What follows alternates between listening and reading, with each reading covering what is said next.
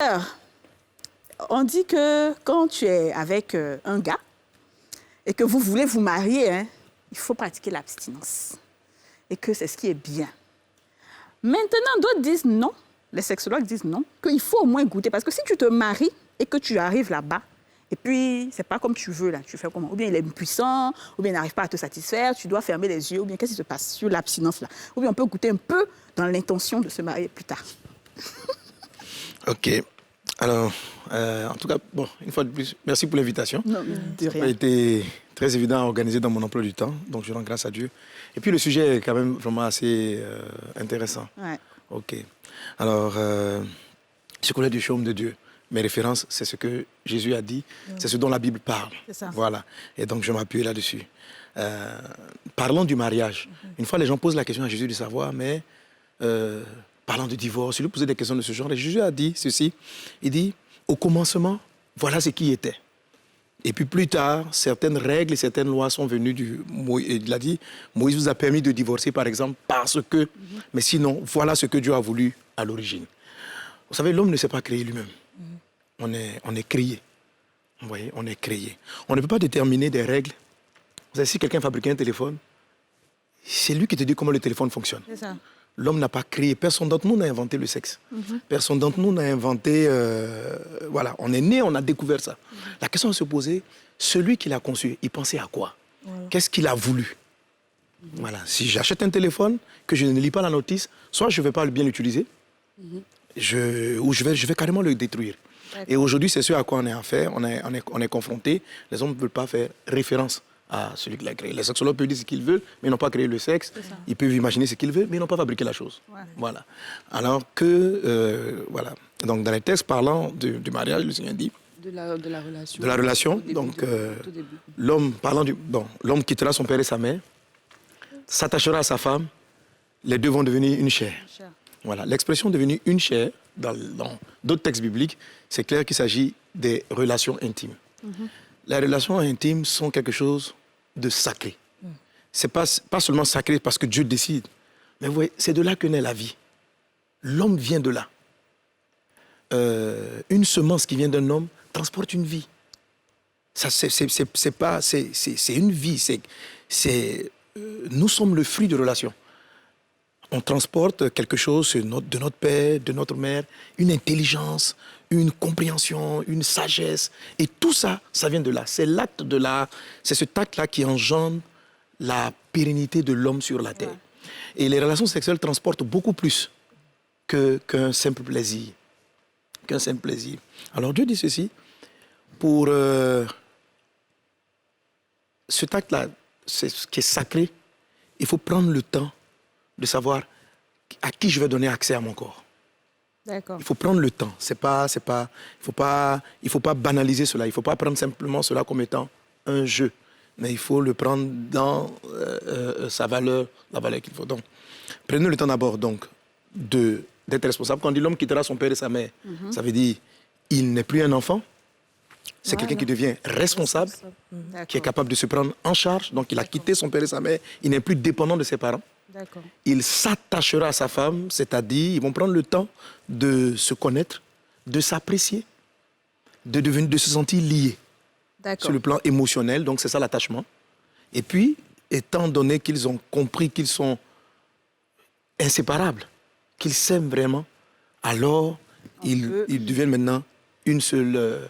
une seule chair. Pasteur, comment on peut savoir réellement que la personne avec qui on veut cheminer est réellement celle pour qui on est destiné?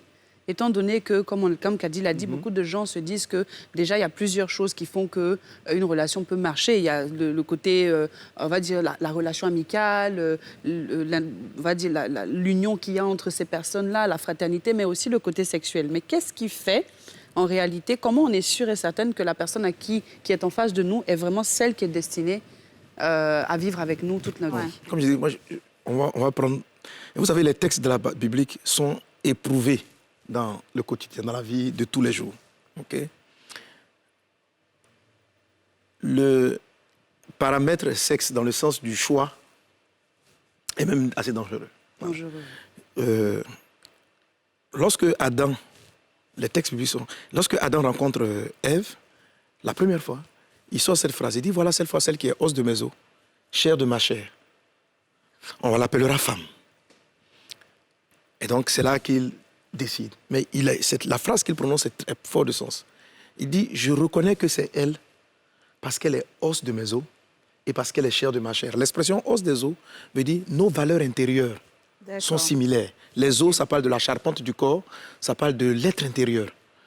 Donc, comment je reconnais une personne? Je reconnais une personne par rapport à, je dirais, l'être intérieur, c'est-à-dire, elle va où dans la vie? C'est quoi sa vision? D'accord. Pas qu'est-ce qu'elle est de l'apparence, pas son physique, pas l'apparence. Le physique, ça peut se défaire.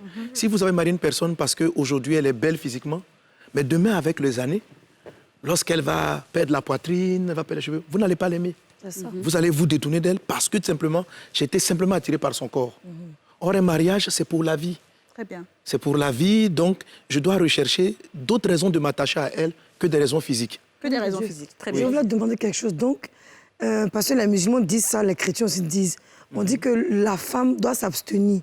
Moi, je sais que, par exemple, à l'église, on fait des enseignements aux deux pour que les gens puissent rentrer dans le mariage avec des bonnes bases. Oui. Bon, nous, on ne connaît pas tout ça, là. Nous, tu as rencontré un monsieur, il te plaît. Toi aussi, tu veux du monsieur. Bon, est-ce qu'on doit s'abstenir pour attendre jusqu'à ce qu'on se marie ou bien c'est comment? Nous, ça, il faut prendre d'abord, dans un premier temps, si vous êtes intéressés l'un par l'autre, prenez le temps de vous connaître, de vous respecter, d'apprécier la valeur de la dame, d'apprécier la valeur du monsieur, ses valeurs, sa moralité, ce en quoi il croit, sa vision de la vie. Il n'a rien à voir avec le sexe, en fait. Parce Il n'a rien à voir avec le sexe au devant, déjà... Une fois que vous mettez le sexe au devant, c'est comme ça. Voilà, comment dire, on met la charrue avant les bœufs. Non, on applaudit parce que ça nous...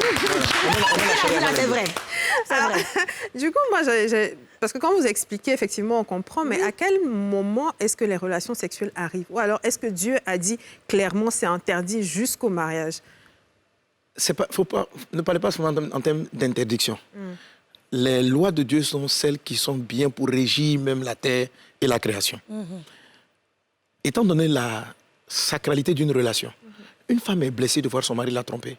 Un homme est blessé de voir sa femme le tromper. Effectivement. Ça fait mal. On a beau dire, bon, on fait ce qu'on veut, mais ça blesse l'âme. Parce qu'on estime qu'on est unique l'un pour l'autre et on doit se respecter. Alors, si je banalise l'acte sexuel en disant, bon, ok, je t'aime, on couche. Après le second, dès l'instant où un homme s'est habitué à je t'ai rencontré, on peut coucher, mais de la même manière, après, il va découvrir que bon, il n'aime pas ton caractère, il te laisse, il va chez l'autre. Donc, du coup, ça fait qu'on a des... C'est le désordre. C'est du désordre. C'est du désordre. On a quelqu'un avec qui, voilà, ça c'est du désordre. Et puis, si on va laisser le plan même spirituel, il y a des choses qu'on perd. Il y a des choses plus profondes qui sont partagées à chaque relation sexuelle. Mais en fait, c'est là que je veux que vous en veniez, parce que j'ai l'impression qu'on a un peu... Vous hésitez à nous dire les choses. Qu'est-ce qu'on perd, concrètement? Parce que ici, là, nous, on dit haut et fort ce que tout le monde pense tout bas. Vous avez mon feu vert, dites. OK. Je dis donc, on est tout... Oui, on veut ça, comme façon, vous voyez. C'est bien vert aujourd'hui. On dévalorise quelque chose qu'on veut unique. Simplement, ce que je vends, ce qui est moins cher... C'est accessible à tout le monde. Voilà, si le sexe est facile, tant que le sexe est facile, les conjoints vont le banaliser. C'est-à-dire, je ne peux pas m'attendre à ce que si j'ai connu mon homme, on va ensemble après, je ne peux pas m'attendre à ce qu'il me reste fidèle. Déjà, un homme qui ne peut pas s'abstenir, se contrôler pendant un temps, ne se contrôlera pas devant d'autres femmes plus tard. Ça, c'est tellement donc, si je ne sacralise pas ça, que mon mari me dit, si je n'ai pas eu de rapport avec toi, je ne peux pas aller au mariage. La femme dit, si je ne t'ai pas connu, on peut aller au mariage. Mais quand vous serez mariés, il le fera avec d'autres. Parce qu'il ne sait pas se contrôler. Il faut apprendre la maîtrise. Donc l'abstinence, ça permet d'avoir du contrôle du sexe. Parce que les désirs charnels sont très forts. Ils sont très forts. Il faut apprendre à les contrôler. Si on ne les contrôle pas, on va tirer partout. Homme de Dieu, aujourd'hui, les jeunes, en Côte d'Ivoire ici, on dit, ah, voici mon gars, voici ma go, on n'est pas mariés. Mais on dit plus gars et puis go maintenant, ça c'était avant. Maintenant on dit, voici mon mari, oh, sa femme arrive, oh, c'est sa titulaire qui est là. Mais pourtant, il n'a pas doté la fille, il n'a pas marié la fille. Bon, on peut dire qu'ils sont dans l'ignorance. Mais quand tu demandes à certains, ils disent non, qu'à l'époque, dans la Bible, autant de la prostituée, on a dit à la dame, voici tous tes maris qui sont là. C'est-à-dire que tous les hommes qui est partis là, eux tous sont devenus ses maris. Bon. C'est ce que les gens disent dans la Bible. Ça va, on va demander. De quel texte ça vient? De quel texte? Ah bon, attends, je vais supposer peut-être c'est la Samaritaine. Voilà. On dit voici Elle a eu 5 maris. Voilà, 5 maris. Alors qu'elle n'était pas mariée à eux, mais Dieu dit, voici tes maris. Non, elle a été mariée. Voilà. Elle a été mariée. Les gens nous ont menti à Abidjan ici. Moi, ce que je voudrais savoir, c'est que si une personne, malheureusement, pêche ou commet l'acte avant le mariage, qu'est-ce qu'elle perd en termes de spiritualité? Qu'est-ce qui peut arriver? Bon, bien évidemment, on sait que c'est un péché, mais pour aller plus loin, est-ce qu'il y a une énergie qu'on perd? Est-ce qu'il y a quelque chose que la personne arrache à elle? Je veux vraiment qu'on comprenne dans le fond même. Déjà même, il y a une différence entre le mot péché selon la religion. Oui. Parce qu'il faut savoir que le message de Jésus, ce n'est pas une religion. C'est ça. D'accord. C'est pas la religion. Parce que la religion, c'est une religion, c'est voici les interdits, voici les possibilités. Et du coup, on voit l'interdit comme étant juste ne mange pas ça. C'est ça, ouais. On me prive de quelque chose. Ouais. Or, si vous partez dans ce sens, il faut voir Dieu comme un père. Amen. Qui prend ses enfants et qui leur donne des conseils, qui dit ça, c'est pas bon, ça va te créer des problèmes, ça va créer ceci. Donc, c'est comme ça Jésus parlait aux personnes. Jésus ne condamnait pas les gens. Jésus aimait l'homme et leur expliquait que si Dieu a dit ça, c'est parce que ça aura telle conséquence. Ouais. Voilà.